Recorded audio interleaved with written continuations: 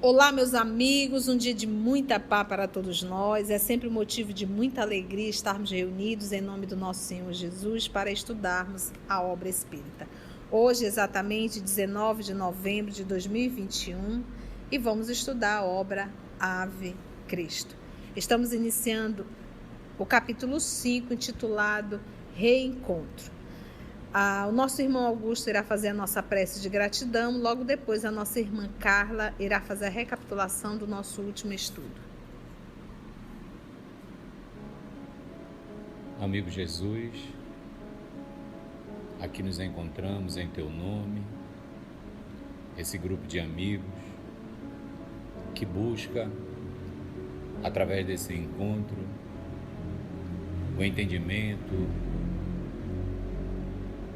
busca também se aproximar cada vez mais de Ti e que possamos, Mestre, amigo Jesus, com a alegria que todos trazem aqui no coração,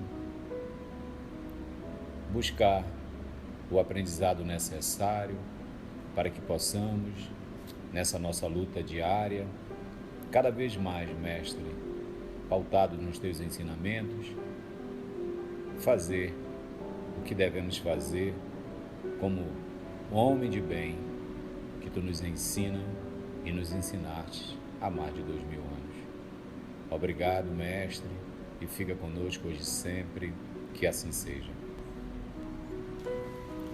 No nosso último estudo, nós vimos a menina Helena tentando abortar a criança. Ela preparou uma beberagem para tomar, que ia ser abortiva. Mas na hora que ela ia tomar, entrou num sono e apareceu para ela naquele estado o Emiliano, pedindo a ela que não imputasse mais esse crime para ele, que a criança era para ela ter a criança, que ia ser um amparo para ela.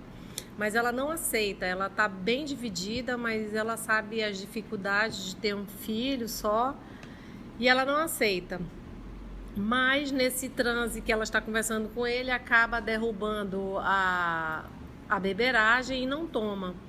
E passa o tempo, ela tem a criança e pede a Anacleta que leve a criança, que ela não quer nenhuma lembrança dessa criança, que não quer contato com nada. Anacleta ainda pensa em fazer alguma coisa diferente, mas com medo de perder as suas regalias também e de desagradar a patroa, ela pega a criança de madrugada e sai caminhando.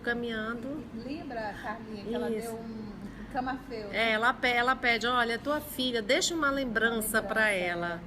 E Helena, ainda contrariada, dá um camafeu, que ela enrola lá com os panos da criança. E de madrugada ela sai caminhando. Quase 3 quilômetros, quando ela está preocupada, ela não quer deixar a criança ao léu. E ela vê uma pessoa se aproximando. Ela deixa a criança ao pé de uma árvore e se esconde. E alguém recolhe a criança, agradecendo aos céus porque foi a filha que tinha perdido. E terminamos aí. Era um pai que sentia falta de uma filha, né? A ideia de Helena é que ela deixasse a criança, ao léu realmente, para que não tivesse vínculo, ou seja, para que ela não caísse em tentação de dizer, aonde que você deixou, qual foi a casa, eu quero ir lá, eu quero depois acompanhar de distante. Então ela quer perder totalmente o vínculo. Só que a Anacleta não fez isso. A Anacleta, com medo de abandonar a criança, alguma fera, algum animal, né, pudesse destruir aquela criança. Então ela preferiu deixar e ficar ali só olhando de longe, e ela percebeu que a criança foi bem acolhida. Vamos iniciar então um novo capítulo. Obrigada, Carlinha, que Jesus nos conduza.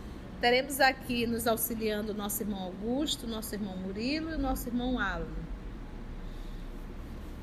Ao término de 233, então aqui já dá o tom do ano que nós estamos. Numa sala singela da igreja de São João, em Lyon, pequena assembleia de companheiros se instalara para o exame de assuntos urgentes relacionados com a obra do Evangelho. 3 homens, esse aqui São João, essa igreja é em homenagem a João Evangelista, tá? Em Leão. 3 homens de idade avançada e um outro em plena madureza discutiam as necessidades do movimento cristão. O império vivia assolado por uma peste que procedia do Oriente, fazendo vítimas inumeráveis. Qualquer semelhança é mera coincidência. Em Roma, a situação era das mais graves. A epidemia penetrara as Gálias e a comunidade cristã. Em Leão, mobilizava todos os recursos para amenizar os problemas do povo. O mais jovem integrante do conjunto era o irmão Corvino. Quem é o irmão Corvino? É exatamente quem? Quinto Varro, que ele, a pedido dos próprios irmãos, assumiu o nome de Corvino, que advogava a causa dos enfermos, abandonados e infelizes. Comentava ele, o irmão Corvino, inflamado de confiança. Se desprezamos o próximo, como atender ao nosso mandato de caridade? Cristianismo é viver o Espírito do Cristo em nós. Vemos no estudo das narrativas apostólicas que as legiões do céu se apossam da terra em companhia do Senhor, transformando os homens em instrumentos da infinita bondade. Desde o primeiro contato de Jesus com a humanidade, observamos a manifestação do mundo espiritual, que busca nas criaturas pontos vivos de apoio para a obra de regeneração. Zacarias é procurado pelo anjo Gabriel, que lhe comunica a vinda de João Batista. Maria Santíssima é visitada pelo mesmo anjo que lhe anuncia a chegada do Salvador. Um enviado celeste procura José da Galileia, em sonho, para tranquilizá-lo quanto ao nascimento do Redentor. E erguendo-se o Mestre Divino entre os homens, não se limita a cumprir a lei antiga, repetindo-lhe os preceitos com os lábios. Sai de si mesmo e coloca-se ao encontro das angústias do povo. Limpa os leprosos da estrada, estende mãos amigas aos paralíticos e levanta-os. Restitui a visão aos cegos, reergue Lázaro do sepulcro, restaura doentes, reintegra as mulheres transviadas na dignidade pessoal, infunde aos homens novos princípios de fraternidade e perdão.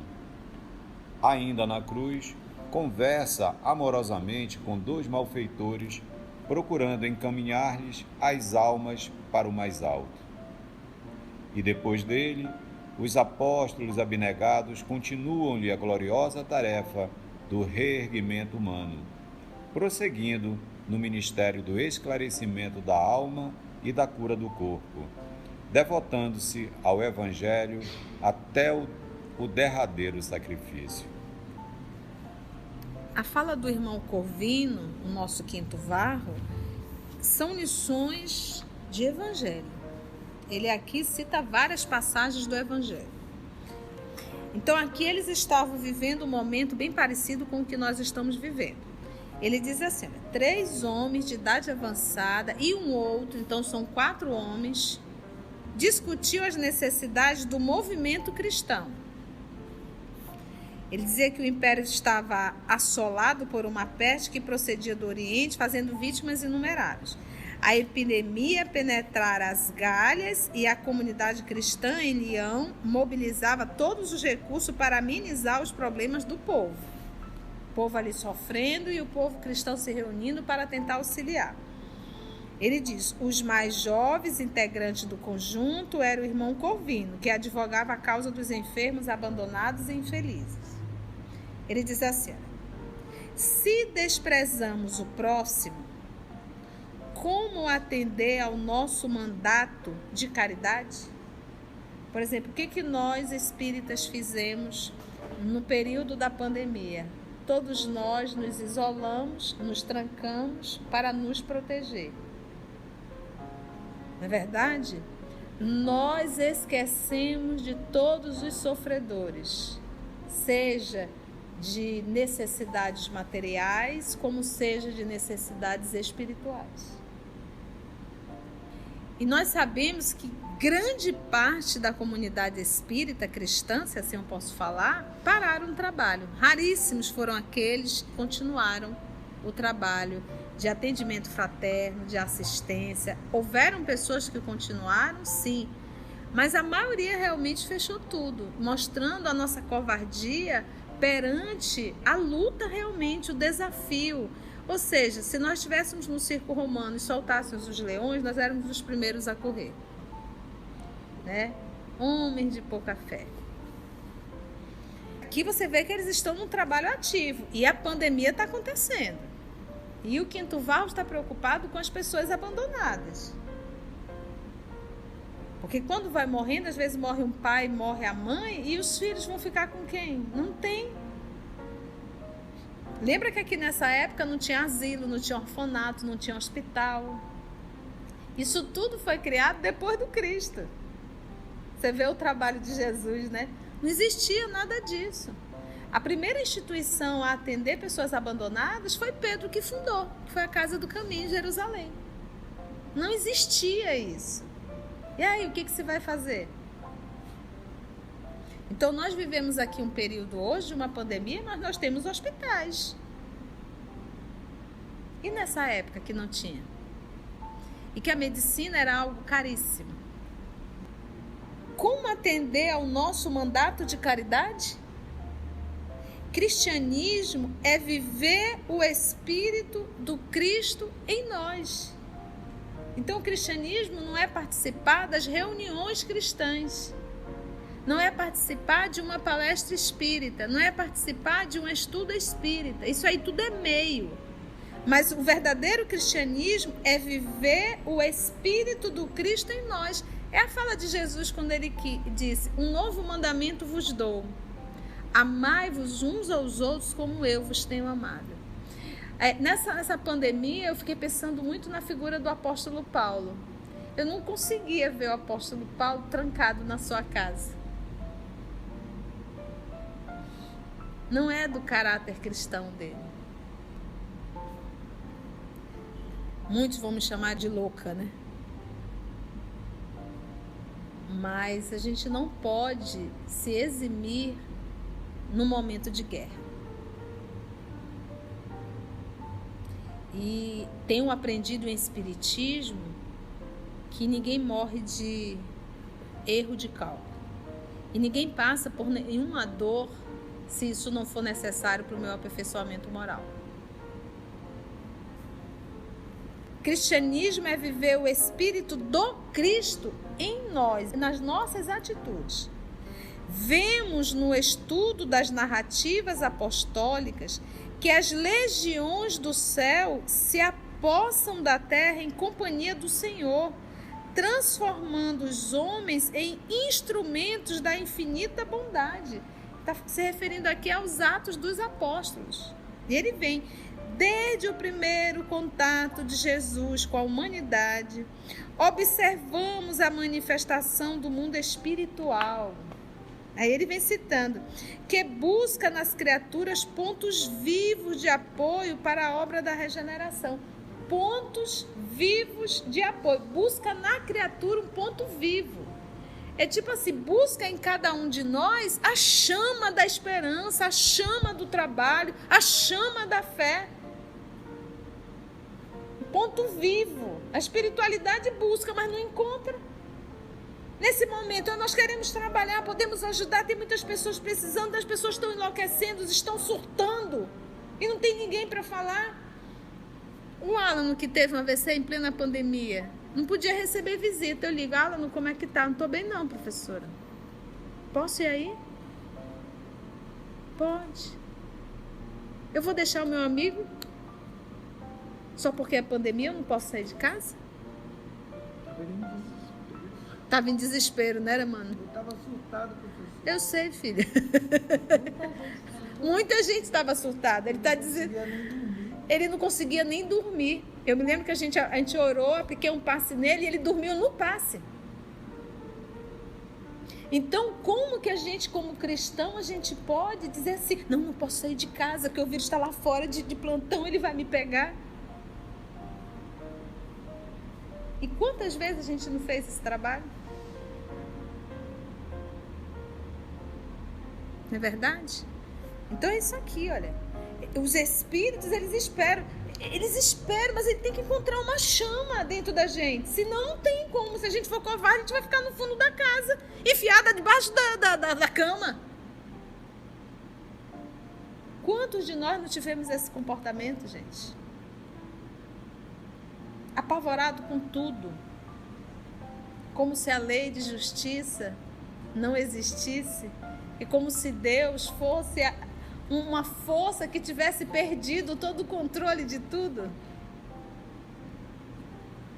E sempre temos repetido: nenhum irmão nosso que desencarnou nesse período da Covid não tem a crueldade de falar que eles foram castigados, ou muitos, como estão dizendo, que eles foram exilados. Isso é um ato de crueldade e de ignorância total dessa doutrina.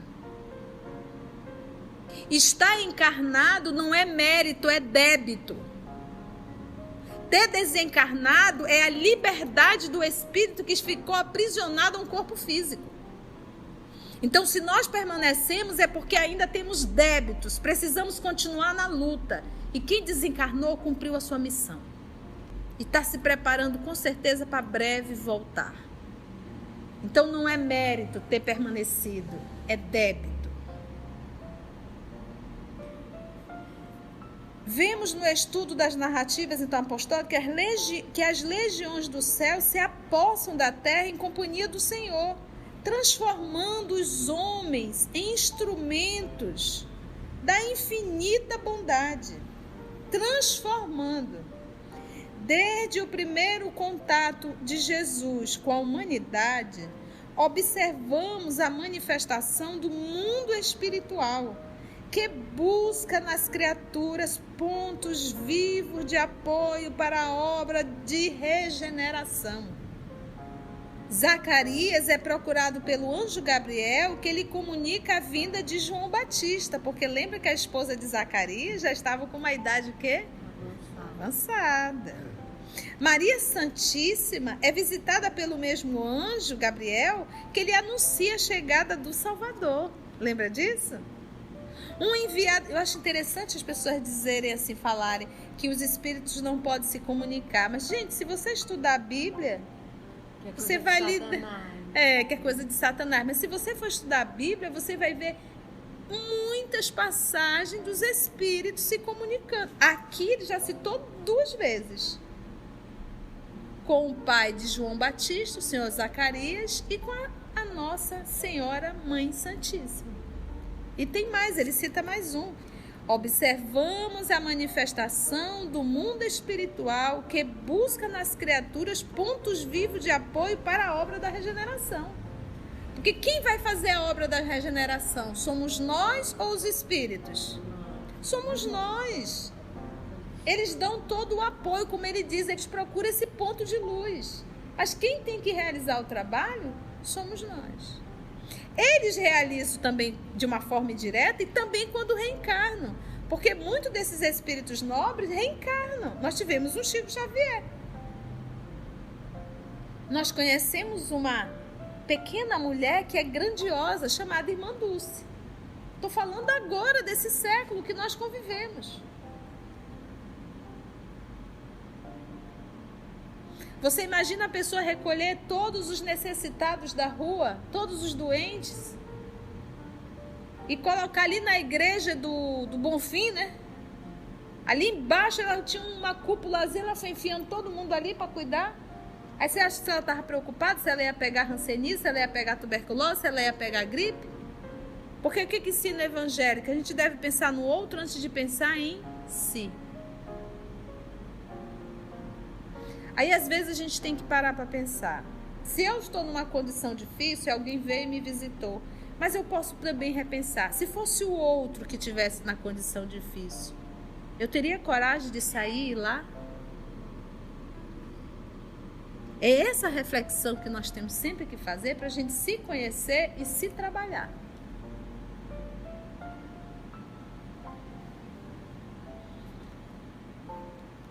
Então aqui já foi o pai do João Batista, Zacarias, e com a mãe Maria. E aí ele diz mais: um enviado celeste procura José da Galileia, o pai de Jesus, em sonho, para tranquilizá-lo quanto ao nascimento do Redentor. E, erguendo-se o Mestre Divino entre os homens, não se limita a cumprir a lei antiga. Jesus ficou se limitando a cumprir as leis mosaicas? As leis dos profetas? Lembra que naquela época era realmente olho por olho e dente por dente. Que eles repetiam o código de Hammurabi. Lembra disso? Olho por olho, dente por dente. Se alguém veio aqui e matou teu pai, tu tem o direito de ir lá e matar a família toda. Aí Moisés deu uma arrumadinha. Você pode ir lá matar só o pai. É olho por olho e dente por dente. Você não pode fazer, não pode matar a família toda. A lei dizia que você deveria amar seu irmão e odiar o seu inimigo. E aí Jesus vem e nos ensina o perdão. Nos ensina que deveremos oferecer uma face se alguém bateu. Oferecer a outra. Que deveremos caminhar 2.000 léguas se alguém pedir 1.000. Que devemos dar a túnica se eu pedir a veste. Então ele não se limitou. E erguendo-se o Mestre Divino, ele não se limita a cumprir a lei antiga, repetindo-lhe os preceitos com os lábios. O que ele faz? Ele sai de si mesmo e coloca-se ao encontro das angústias do povo. Sai de si mesmo, sai da zona de conforto e vamos lá para o meio do povo. Olha o convite de uma forma muito sutil que o Quinto Varro está fazendo. Limpa os leprosos da estrada, estende mãos amigas aos paralíticos e levanta-os. Restitui a visão aos cegos, reergue Lázaro do sepulcro, restaura doentes, reintegra as mulheres transviadas na dignidade pessoal. Olha aí, Jesus convivendo com as prostitutas. Infunde aos homens novos princípios de fraternidade e perdão. Ainda na cruz, conversa amorosamente com 2 malfeitores, procurando encaminhar-lhe as almas para o mais alto. Ou seja, até na hora mais difícil ele está consolando. Sempre. Se a gente estuda Humberto de Campos, a gente vai ver que nos momentos finais ele percebe que Judas cometeu suicídio. Ele solicita para o anjo da caridade ir lá acolher Judas. Olha só o trabalho dele constante. Vê a mãe dele chorando, desesperada. E João ao lado, ele diz: mãe, eis aí teu filho. Filho, eis aí tua mãe. Então Jesus não estava desesperado, porque quem se desespera é espírito da terceira ordem. Jesus estava compadecido da escolha que nós fizemos.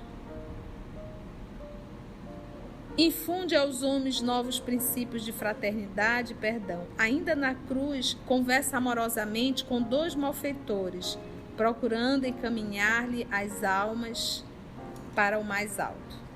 E, depois dele, os apóstolos abnegados continuam-lhe a gloriosa tarefa do reerguimento humano, prosseguindo no ministério do esclarecimento da alma e da cura do corpo, devotando-se ao Evangelho até ao derradeiro sacrifício. Você viu o tanto de lição aí dentro? Objetou o presbítero Galiano. Era um velho gaulês que se demorara por muito tempo na Paflagônia. Compreendemos a sensatez da exposição. Entretanto, é preciso escapar às arremetidas do tentador. Penso haver chegado o momento de cogitar da construção do nosso retiro nas terras que possuímos na Aquitânia. Não podemos atingir o céu sem a centralização de nossa alma na prece. Ajuntou o Corvino, seguro de si. Então, qual foi a proposta aí, gente? Fazer um retiro e ficar em prece, lá na Aquitânia. Qualquer semelhança, mera coincidência, tá? Penso haver chegado o momento de cogitar da construção do nosso retiro nas terras que possuímos na Aquitânia. Não podemos atingir o céu sem a centralização de nossa alma na prece, porque todas as nossas atitudes covardes ou equivocadas, a gente sempre, como um mecanismo de fuga do ego, a gente arruma justificativa para não assumir verdadeiramente o medo, a covardia, o desespero, a falta de fé. Então você vai meio que se justificando, entendestes? E olha aqui como o movimento que ele fez, ele diz, não podemos atingir o céu sem a centralização de nossa alma na prece. E o que a gente aprende? Qual é a melhor prece, se não o trabalho no bem? Como diz, tem uma frase de Sai Baba, mãos que trabalham são mais santas do que lábios que oram. Ajuntou o Corvino, seguro de si. Como conseguiremos, porém, ajudar a humanidade simplesmente orando? Temos companheiros admiráveis estacionados no deserto. Organizam pousos solitários, desfiguram-se, atormentam-se e creem auxiliar, por esse modo, a obra de redenção humana. Se devêssemos, porém, procurar a tranquilidade própria, a fim de servir ao Criador, por que motivo teria Jesus vindo até nós, partilhando conosco o pão da vida?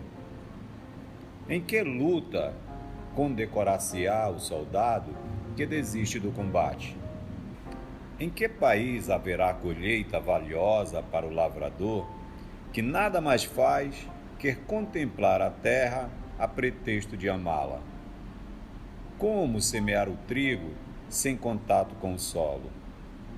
Como plantar o bem entre as criaturas sem suportar o assédio da miséria e da ignorância?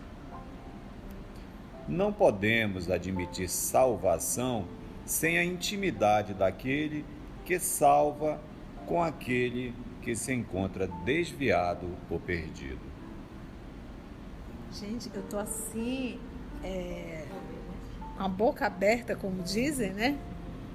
Pela evolução do Corvino.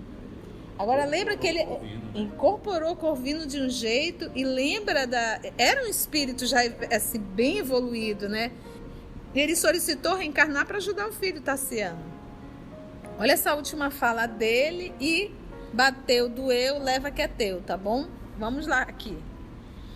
Então, um solicitou, olha, está pegando fogo, estamos vivendo uma pandemia, está todo mundo desencarnando, esse é o momento da gente buscar um terreninho que nós temos e vamos ficar lá isolados, só orando, dando apoio, orando para o povo que está morrendo, né? Como conseguiremos, porém, ajudar a humanidade simplesmente orando? Gente, simplesmente orando? Seguro de si, viu? Temos companheiros admiráveis estacionados no deserto. Olha, tem gente que faz um trabalho belíssimo, mas que agora está lá no deserto, estacionado, parou. Na hora que o mundo está pegando fogo, opa, está pegando fogo, vou embora. Organizam pousos solitários, desfiguram-se, atormentam-se e creem auxiliar. por esse modo a obra da redenção humana. Atormentam-se. Quantos não se trancaram em casa e ficou batendo a cabeça na parede, doido de pedra? Muitos morreram de medo. Muitos morreram de medo. É sério, mas é sério. Olha, hoje a gente às vezes vai fazer alguma palestra presencial, dá 5, 6, 10 gatos pingados. O povo tem medo de ir para o centro espírita, mas não tem medo de ir para shopping, de ir para aeroporto. É impressionante. Digo, gente, o vírus só está no centro espírita. Desfiguram-se, atormentam-se e creem auxiliar. Atormentam-se e creem auxiliar por esse modo a obra de redenção humana. Creem auxiliar. Mas se devêssemos procurar a tranquilidade própria, a fim de servir ao Criador, por que motivo teria Jesus vindo até nós, partilhando conosco o pão da vida? Então Jesus ficaria só lá. Não, eu vou orar por vocês, eu não vou não, tá? Não tem por que eu reencarnar não, só daqui eu fico vibrando, só emitindo luz. Foi isso que Jesus fez? O que ele fez? Eu também vou. Vou viver na carne e vou mostrar como é viver na carne. Por isso a última fala. O mandamento, o novo mandamento vos dou. Amai-vos uns aos outros como eu vos tenho amado. Essa é a lição do Salvador. Em que luta condecorar-se-á o soldado que desiste do combate? Em que país haverá colheita valiosa para o lavrador que nada mais faz que contemplar a terra, a pretexto de amá-la? Só fica lá, linda a terra. Como semear o trigo sem contato com o solo? Como plantar o bem entre as criaturas sem suportar o assédio da miséria e da ignorância? Não podemos admitir salvação sem a intimidade daquele que salva, com aquele que se encontra desviado ou perdido. Gente, olha, isso daqui é tonhonhonhonhon no olho esquerdo, tonhonhonhonhon no olho direito e mais um cascudo na cabeça do povo. E vamos refletir. Agradecemos assim a Deus, nosso Pai, por esse momento de oração, de estudo, de reflexão. Agradecemos aqui ao nosso querido Corvino por essa chamada em um momento extremamente propício a todos nós. Agradecemos a Deus, nosso Pai, e ao nosso Mestre, o amor de nossa vida. E se Deus nos permitir, até o nosso próximo encontro.